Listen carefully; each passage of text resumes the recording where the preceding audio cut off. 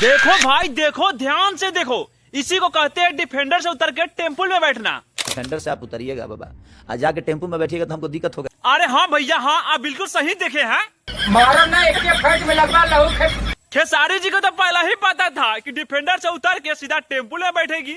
अरे भैया डिफेंडर छोड़ो, टेम्पो खरीदो, काहे कि नया नया हीरोइन मैडम टेम्पो में बैठी।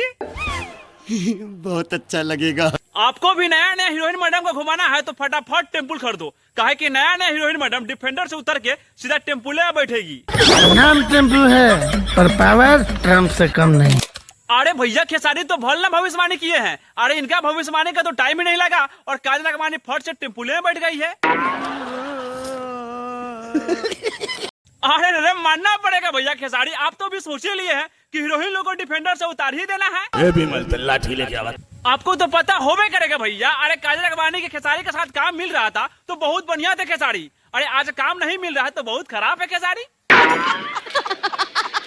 अरे ना भैया ना, इनके बारे में हम बोल दिए तो इनका फैन को दिक्कत लग जाएगा। अरे इसीलिए आप लोग कमेंट में बता ही दीजिएगा। और हाँ भैया, मेरे वीडियो को लाइक कीजिएगा और कल के लिए सब्सक्राइब कीजिएगा, ताकि अगला वीडियो सबसे पहले आपको ही मिलेगा।